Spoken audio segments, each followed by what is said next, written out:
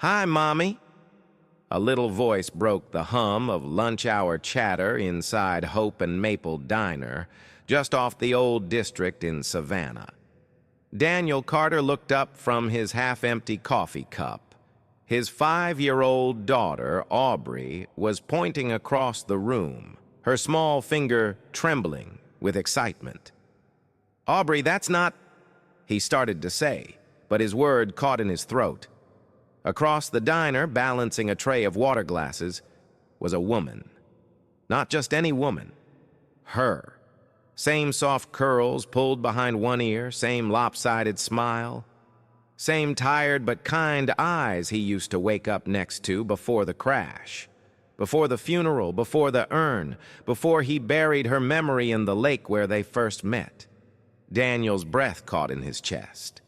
The fork in his hand slipped and hit the plate with a metallic clink, echoing far louder than it should have. The air grew thick. The room blurred. He blinked. But she was still there. "Daddy, why's Mommy pretending not to know us?" Aubrey's question sliced deeper than any blade. He couldn't breathe, couldn't think. 2 years ago, Celeste Carter had died in a car accident at 3:14 a.m. He had identified the body. He had cried over a sealed casket. He had held their daughter through nights of screaming nightmares and unanswered prayers. That woman couldn't be her, but everything inside him screamed. She was. And in that moment, Daniel Carter knew one thing with absolute clarity. He was either losing his mind or about to uncover something no father should ever have to face. Daniel Carter wasn't the kind of man who believed in hallucinations. He was a structural engineer, logical, grounded, a firm believer in what could be measured, tested, and built. But ever since that one irreversible night 2 years ago, all the things he used to believe in had crumbled like concrete in a storm. Celeste Carter had been the light of his life, an elementary art teacher with paint always on her fingers and a voice that could calm a room full of crying kids or one stressed-out husband.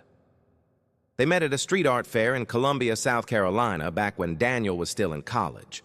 Life with her wasn't always easy, but it was real. It was warm, and it was theirs. Then came the crash. A 3 a.m. phone call. A car veered off a wet road and slammed into a power pole just outside the North Bypass. No witnesses. Police said she died on impact. The hospital said the injuries were too severe for viewing. "You can see her face, just not the rest," they told him. He remembered the way her skin looked through the chilled glass in the morgue.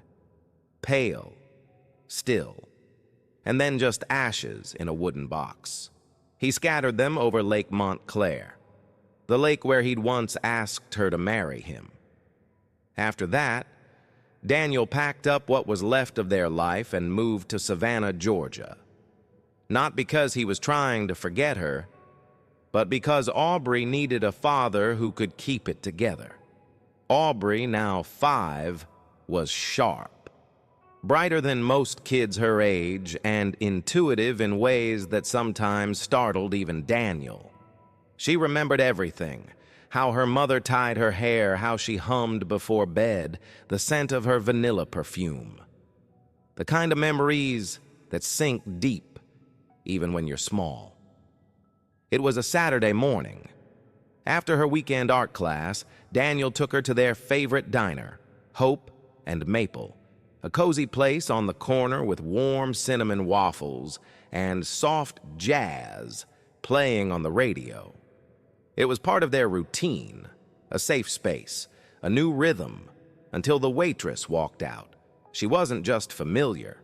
She was identical, not a resemblance, not a passing shadow. She looked so much like Celeste that for a full 10 seconds, Daniel forgot how to breathe. The same curls tucked behind one ear, the same careful grace in her movement, the same half-smile Celeste used to give him when she caught him staring. Her name tag said Elise, but Daniel didn't need a name to know what his heart had already decided. And then Aubrey had said it, loud enough for half the diner to hear. "Hi, Mommy." No confusion, no hesitation, just the innocent certainty of a child who remembers love, not death. Daniel's stomach twisted. This wasn't coincidence. This was the beginning of a truth too terrifying to imagine and too familiar to ignore. Daniel sat frozen in his seat, his hand still resting on the fork that had clattered against his plate just moments before. Across the diner, Elise, or whoever she truly was, had turned away, continuing to serve customers as if nothing had happened. She didn't react to Aubrey's greeting. No flicker of recognition, no moment of hesitation, just a polite smile and a nod, the kind you give to strangers' children.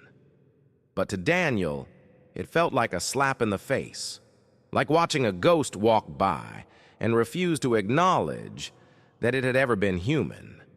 He tried to rationalize, tried to tell himself that trauma was playing tricks on his mind, that grief could make people see what wasn't there.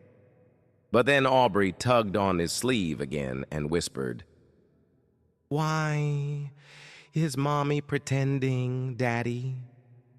Did we do something wrong? His heart sank. Before he could respond, Elise walked over to their table with a pitcher of water and a notepad in hand. Her smile was practiced, her tone friendly but distant. "Can I get you folks anything else?" she asked. Daniel stared at her, really stared, and saw everything he didn't want to see. The way her lips curved at the corner, the mole just under her right eye, the faint dimple in her left cheek when she smiled. These weren't coincidences. These were Celeste's features, specific, unmistakable. His voice cracked. "Celeste?" The word slipped out like a breath he'd been holding for years. She blinked. "I'm sorry?" He cleared his throat, suddenly aware of how loud the room felt, how the couple at the next table had stopped chewing, how the man in the booth behind him had leaned slightly forward. I thought you looked like someone I knew," Daniel muttered, trying to backtrack. She hesitated, just for a second, but then shook her head. "My name's Elise. I get that a lot, though," she added quickly. "People say I've got one of those familiar faces." Aubrey, ever the unfiltered voice of truth, chimed in. "But you're my mommy. You look just like her. Even your voice." The entire diner seemed to shift in that moment. Conversations dipped. Forks paused midair. Elise's smile faltered, her eyes darting from Daniel to Aubrey and back. "I'm sorry," she said again, softly this time. "I don't know you." And then, with the grace of someone used to diffusing awkward situations, she turned and walked away. Quickly, quietly, casting glances over her shoulder as if afraid they might follow. Daniel felt the weight of 100 stares press down on him. Whispers began to circle like flies. A waitress near the counter leaned in to speak to the manager. Someone else pulled out a phone. He realized then, this wasn't just confusion. This wasn't grief. This was humiliation. He was the crazy widower harassing a waitress who looked like his dead wife. He swallowed the lump in his throat, trying to steady his shaking hands. The world around him was spinning, but inside, everything had gone still. He fumbled for his phone and pulled up a photo. The last photo he'd taken of Celeste and Aubrey, 1 week before the accident. Celeste, smiling in a sundress, arms wrapped around their daughter. the sun catching her curls. He held it up beside the woman now pouring coffee 2 tables away. It was her.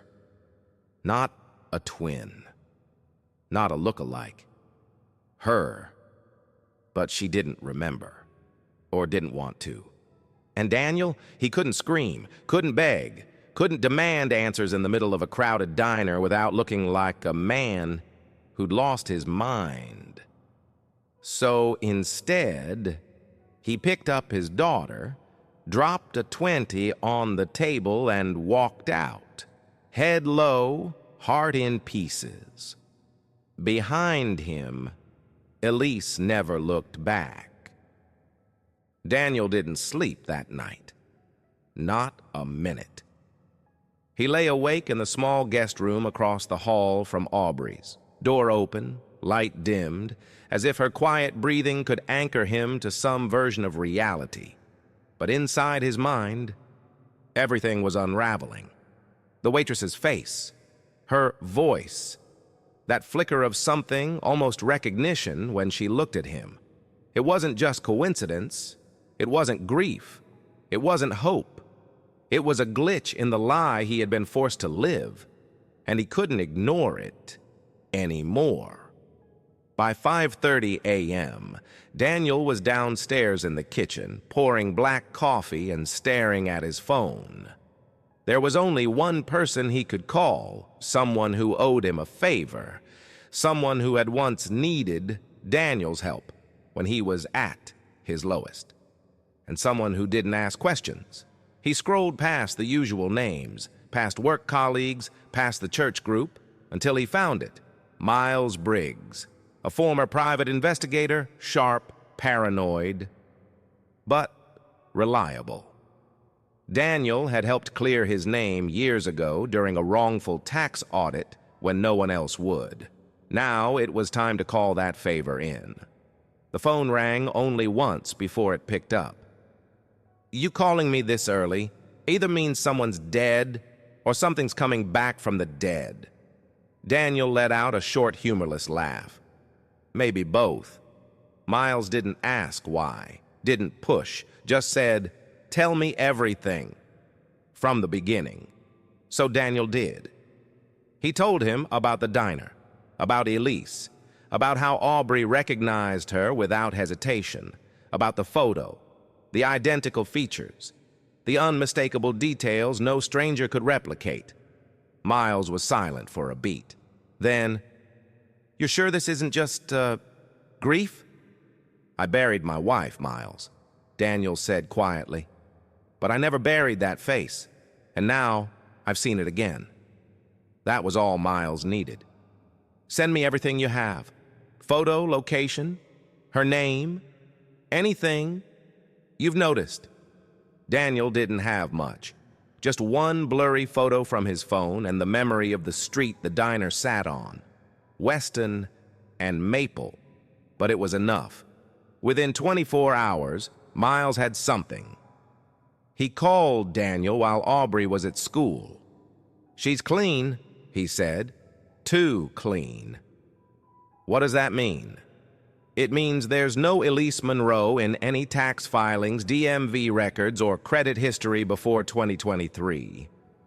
She appears out of nowhere a year ago, working at a diner, renting a small studio apartment under a lease signed by a third-party foundation. Daniel's pulse quickened. What foundation? It's called the Clearwell Foundation. Sounds nice, right? But it's a front. Connected to a private medical institute in Atlanta.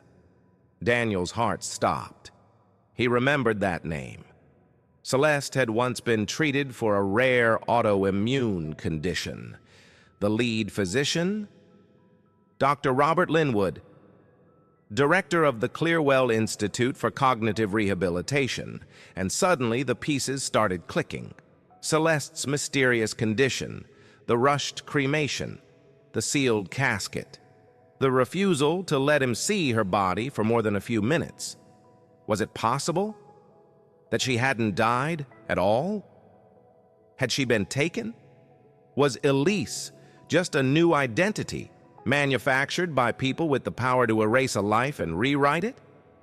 Daniel felt something he hadn't felt in years, a pulse of purpose. He had no proof yet, no confession, but he had a thread, and he was going to pull it, no matter what unraveled. He looked over at the fridge where Aubrey's drawing of Mommy in Heaven was still held by a magnet shaped like a duck. Not heaven, he whispered to himself. Not yet. The next few days passed in a blur of coffee, missed calls, and cold dinners Daniel barely touched. He kept telling Aubrey he was just working on something important, but in truth, he was spiraling, sifting through old medical records, insurance documents, anything from the year Celeste had died that might contain even the smallest crack. And he found one. A form from Clearwell Institute, tucked in the back of a manila folder he hadn't opened in years. It was a consent form, Celeste's signature scrawled at the bottom. But it was wrong, slightly off, a little too neat. Daniel knew her handwriting like he knew his own, and this wasn't it. Beneath the signature, in faint gray text, was a clause.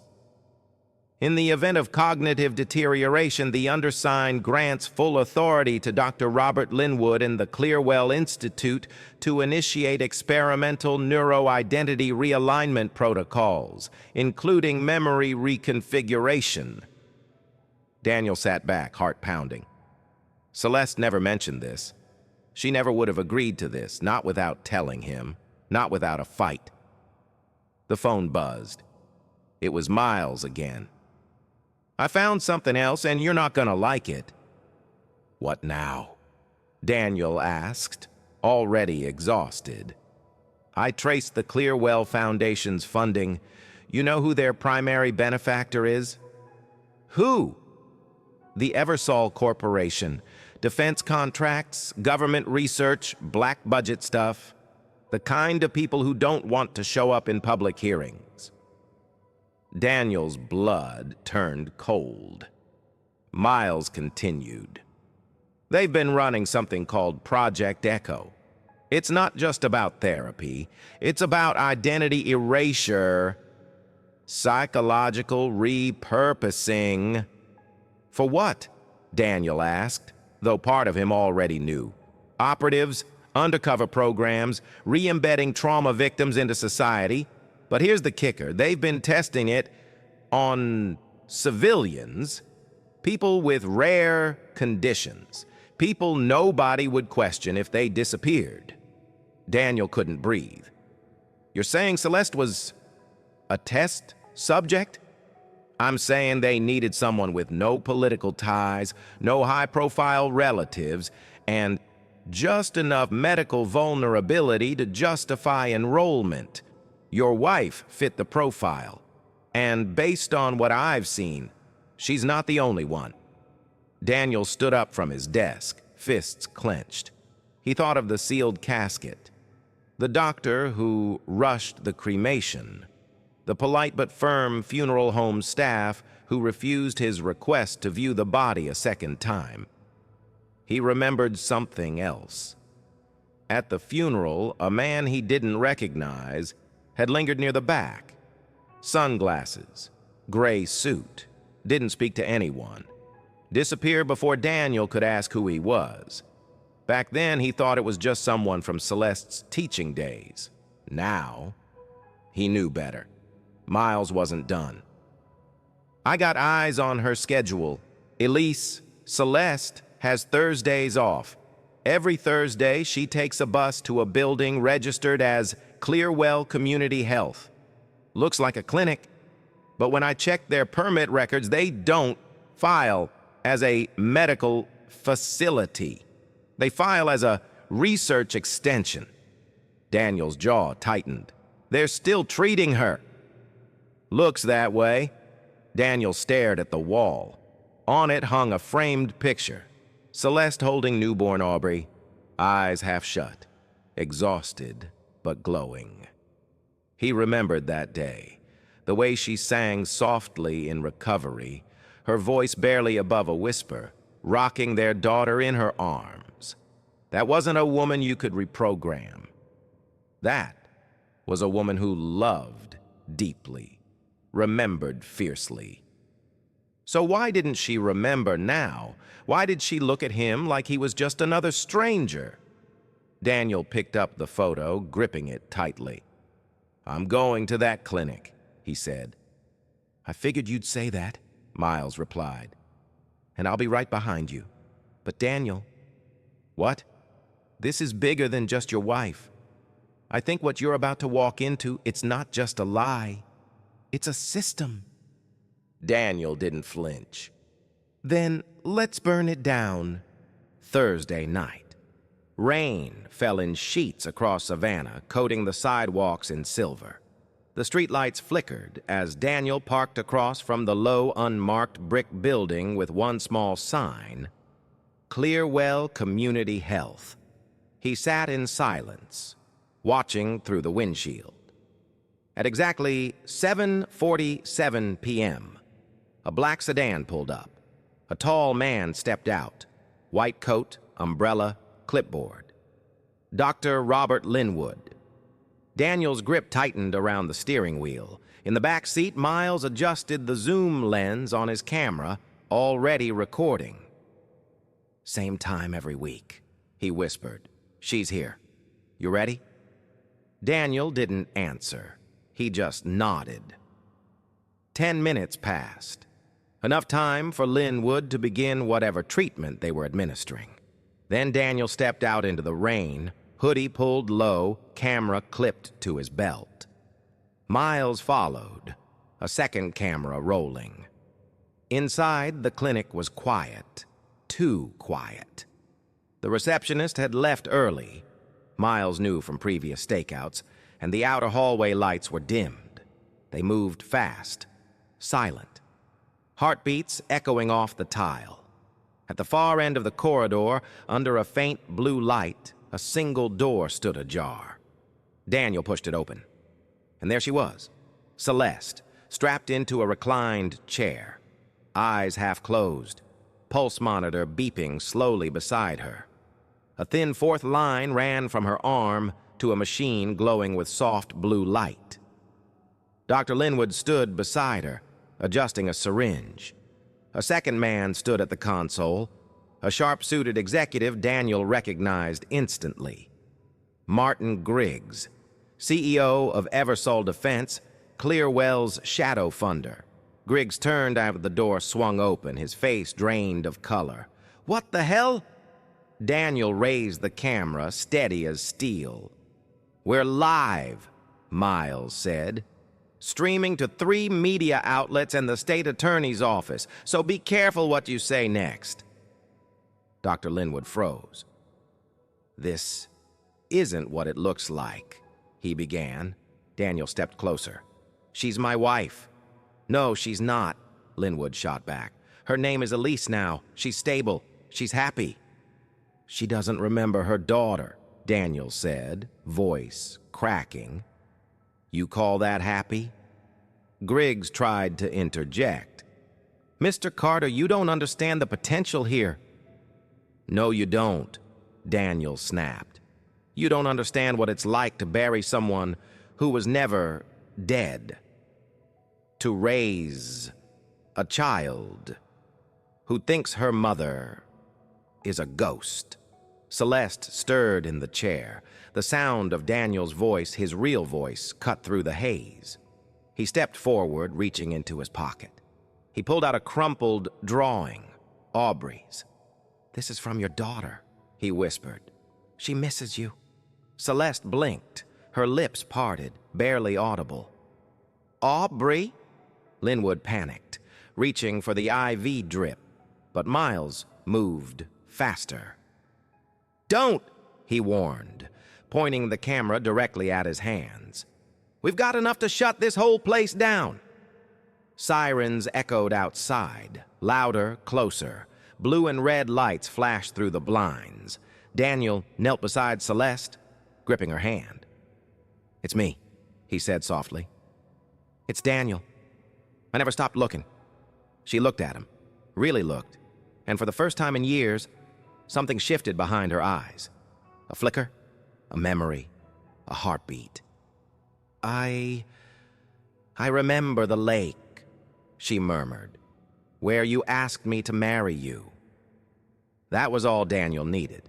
When the officers stormed in moments later, Linwood and Griggs were cuffed and led out past news cameras, protesters, and angry citizens gathering in the rain. And for the first time in Savannah's modern history, a private medical corporation was exposed for state-sanctioned memory manipulation. The ripple effect began immediately. By dawn, Clearwell's license had been suspended. By noon, congressional hearings were scheduled. And by nightfall, families from across the state were coming forward asking the same question: what if my loved one was never really gone? 6 months later, the world had changed. Clearwell was gone. Eversole's board had been dissolved. Dr. Robert Linwood was serving a 175-year sentence without parole, and Martin Griggs was indicted on 23 counts of criminal conspiracy, unlawful human experimentation, and obstruction of justice. The headlines called it the memory theft scandal. But to Daniel, it would always just be the story of how he got his wife back. Celeste's recovery wasn't a straight line. Some days she remembered everything: Aubrey's first steps, her wedding vows, the way Daniel made French toast on Sundays. Other days she drifted, slipped back into Elise's shell, asked questions like, "Where am I?" Or, "Who's the little girl with the big brown eyes?" But every time she forgot, Aubrey reminded her, with a drawing or a story or a lullaby Celeste once sang when she thought no one was listening. And slowly, memory wasn't the only thing that returned. Connection did. One fall afternoon, Daniel watched through the kitchen window as Celeste and Aubrey raked leaves together in the yard. Celeste laughed, really laughed, for the first time in years. And Aubrey squealed as she jumped into the pile. It wasn't perfect, but it was real. Later that night, Celeste sat beside Daniel on the porch and whispered, "Even when I didn't know who I was, some part of me still remembered the way you made me feel safe." He held her hand tightly. "That's all I ever wanted, for you to feel safe and home." Across the country, new legislation was passed to regulate experimental psychological research.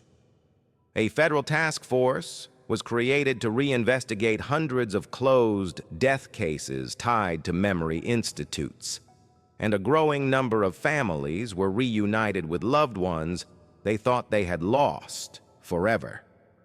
Daniel and Miles co-founded the Lighthouse Project, a nonprofit dedicated to exposing memory manipulation and protecting vulnerable patients.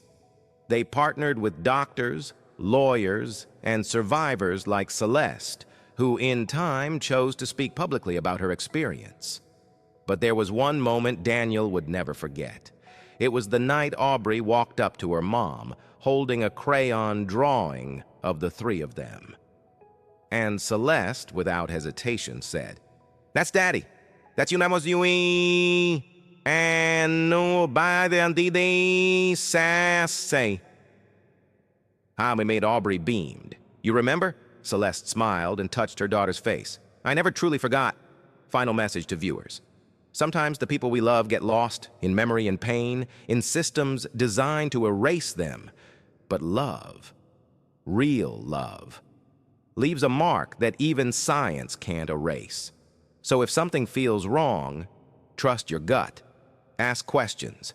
Dig deeper, because the truth, no matter how deeply buried, always finds its way back to the light. If someone you loved came back but didn't remember you, would you fight to restore their memory or let them live in peace? What would you do in Daniel's place? Let us know in the comments.